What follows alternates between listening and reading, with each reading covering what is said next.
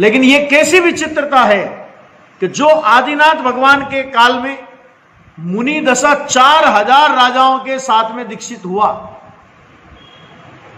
और 4000 राजा जब आदिनाथ होते हैं ना, जब तीर्थंकर होते हैं, एक बात ध्यान से सुनना, दो तरह के मुनिराज होते हैं। एक होते हैं जिनकल्पी और एक होते हैं स्थविर कल्पी। उनमें अंतर कुछ नहीं होता, द्रव्यलिंग भावलिंग दोनों का समान होता है। लेकिन जिनकल्पी माने तीर्थंकर जैसे अथवा बहुत दीर्घ काल के तपस्वी, ऐसे मुनिराज कि जिनको एकल विहार की अनुमति है शास्त्र में, वे जिनकल्पी कहलाते हैं। और जिनको एकल विहार की अनुमति नहीं, वे भावलिंगी संत स्थविर कल्पी कहलाते हैं। बाकी दशा एक होती है। अब आदिनाथ तो दीक्षा लेकर के आत्म साधना में लीन हो गए। 6 महीने का तो उपवास का नियम ही लिया था, तो 6 महीने तक तो हिले ही नहीं। और बाद में भी जो हुआ वो सब आपको कहानी पता है। अपने को तो महावीर भगवान पे पहुंचना है यहां से। अब ये तो देखा देखी हो गए थे भाई। आदिनाथ भगवान तो समझ पूर्वक अंतर में पूर्व भाव की साधना से आए थे, लेकिन ये तो देखा देखी हो गए थे। तो देखा देखी हो गए तो गए 1 दिन 2 दिन 3 दिन 4 दिन 5 दिन, कितने दिन हो, अब सधने नहीं लगा। भूख के मारे बिलबिलाने लगे। अतीन्द्रिय आनंद का जोर बल तो था नहीं, ठीक है। तो अनेक प्रकार की यद्वा तद्वा प्रवृत्ति करने लगे।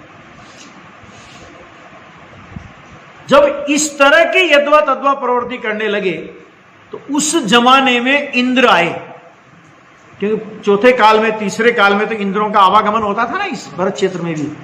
वे आए और उन्होंने उनसे एक ही बात कही, नग्न दिगंबर वेश को छोड़कर तुम्हें जो करना हो करो। नग्न दिगंबर वेश को छोड़कर तुम्हें जो करना हो करो,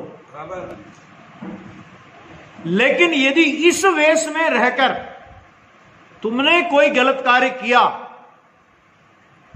जिन शासन की विराधना का महापाप किया, तुम जिन शासन की तुमको विराधना करना है तो करो, लेकिन इस वेश के साथ में जिन शासन की विराधना नहीं कर सकते।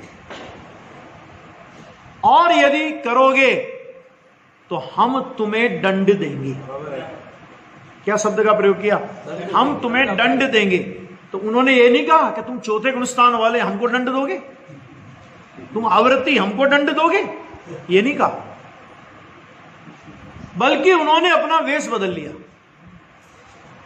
जब कभी इस तरह की घटनाएं समाज में उठती, तत्व ज्ञान के विरोध की और इस तरह की अनर्गल प्रवृत्तियां, तो गुरुदेव श्री ये बात कई बार प्रवचनों में बोलते हैं, अरे अभी तो कोई देव भी नहीं आता। ये कहकर के उनका इशारा किस ओर होता था तो आप समझ सकते हैं। इसमें एक बात और कि ये आदिनाथ भगवान माने इस युग में धर्म के प्रारंभ के काल की स्थिति, और वो तीर्थंकरों का काल था। उस काल की स्थिति ये थी कि एक सच्चा मुनि था तो 4000 उसके साथ में नकली थे। अभी समझ लो, अभी ज्यादा नहीं कहना है, समझ लो, संवेदनशील विषय है थोड़ा, लेकिन सच्चाई है कि एक सच्चा तो 4000 आदिनाथ के जमाने में नकली थे। तो वो परसेंटेज अभी कोई कम तो नहीं हुआ होगा, ये तो पक्का है। जंगल में मुनिराज अहो, मंगल स्वरूप निज ध्यावें। बैठ समीप संत चरणों में, पशु भी बैर भुलावें।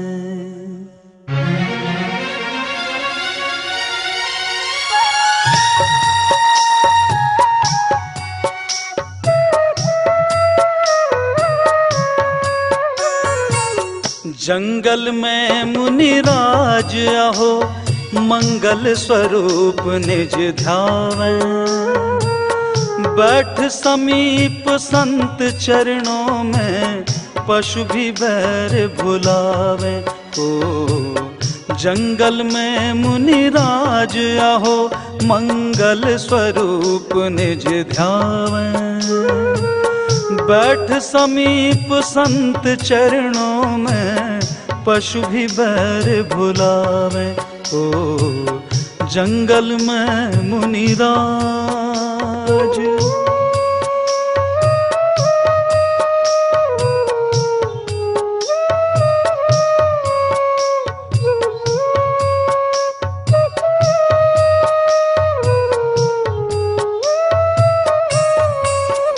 आहो सिंघनी गौ बत्सों को स्तनपान कराती, हो निशंक गौ सिंघनी सुत पर अपना नेह जताती। नेवलार मयूर मिलकर, नेवलार मयूर मिलकर कैसा आनंद मनावे। जंगल में मुनिराज आहो, मंगल स्वरूप निज ध्यावे।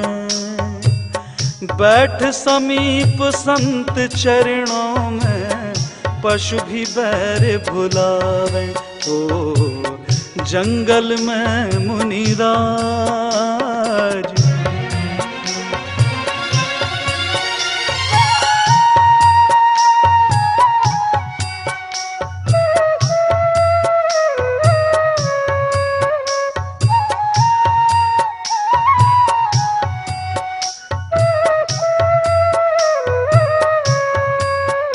नहीं किसी से भय को, इनसे भय ना किसी को।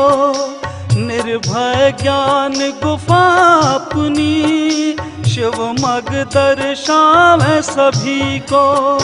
जो विभाव के फल में भी, जो विभाव के फल में भी निज शुद्धात्म ही ध्यावे। जंगल में मुनिराज आहो, मंगल स्वरूप निज ध्यावे। बैठ समीप संत चरणों में, पशु भी बैर भुलावे। ओ जंगल में मुनिराज,